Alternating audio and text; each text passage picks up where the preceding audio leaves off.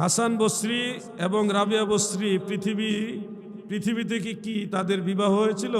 তাদের শরীয়তে বিবাহ কিভাবে হয়? আমরা মুখরোচক আলোচনা শুনি যে হাসান বসরি আর রাবিয়া বসরির মধ্যে গভীর সম্পর্ক ছিল। রাবিয়া বসরি হাসান বসরির মজলিসে গিয়ে পর্দার আড়াল থেকে ওয়াজ শুনতো। রাবিয়া বসরি মারেফতে এত বেশি ছিল যে আরশে আজমিকে লুকায় আসছিল, ওনারে খুঁজে পায় নাই। আর হাসান বসরি শরীয়তের বড় আলেম ছিল। এই যে মুখরোচক গল্প টোটালি মিথ্যা ওয়াজ।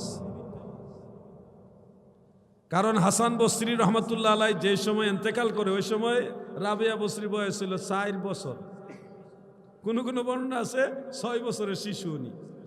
আর এখানে কাহিনী বানাই দিছে, কি আজীব ব্যাপার। এই ইতিহাসগুলি হলো টোটালি মিথ্যা। তবে হাসান বসরি একজন বড় আল্লাহর ওলি এবং তাবিঈ ছিলেন।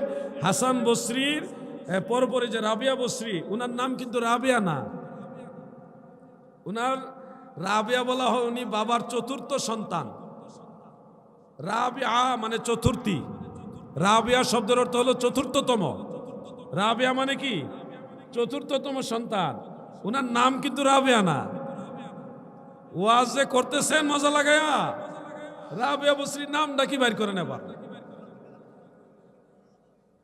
উনি বসরা নগরীতে জন্ম হয়েছেন। রাবিয়া বসরি যাকে বলা হচ্ছে উনি সত্যি একজন আবেদা সালেহা ছিলেন, একজন নেককার আল্লাহর বান্দি ছিলেন। উনি ছিলেন সত্য, কিন্তু হাসান বসরির ওই ইতিহাস এগুলি মিথ্যা। কথা বুঝতেছেন ভাই? আমাকে প্রশ্ন করলে অনেক ভাইরা আছেন, আপনারা বিপদে পড়ে যাবেন, কারণ আমার কাছে সত্য তথ্য পাবেন। আমি বিলাল রাদিয়াল্লাহু আনহু নামে মিথ্যা ওয়াজ জানি না, আমি জিবরিলের নামে মিথ্যা ওয়াজ জানি না, সত্যটা জানি। আমি সত্যটা বললেও আমার বিপদ।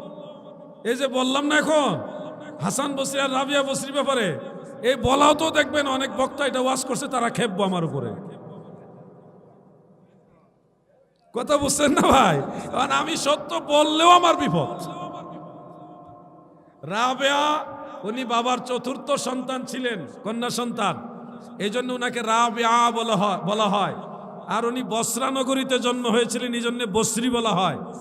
কিন্তু উনার নাম রাবিয়া না, নামটা বাইর করবেন। এটা আপনাদের দিলাম, এটা গবেষণা করেন। আমি বলবো না সরকারি সব পাইলে হবে না, কিছু ট্রাই করেন না, করতে হবে। সবাইকে দায়িত্ব নিতে হবে। আলাউদ্দিন জিহাদি একলাই ইসলাম বুঝবে আর আপনারা বুঝবেন না, তা হবে না। সবাইকে ইসলাম কম বেশি বুঝতে হবে। কি বলেন আপনারা? আজকে সবাইরে বললাম নাম বাইর করবেন।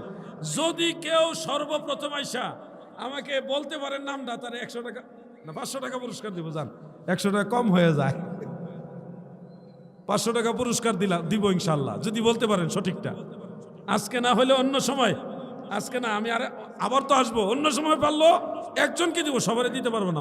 যে প্রথম বলতে পারবে তাকে পুরস্কার দিব।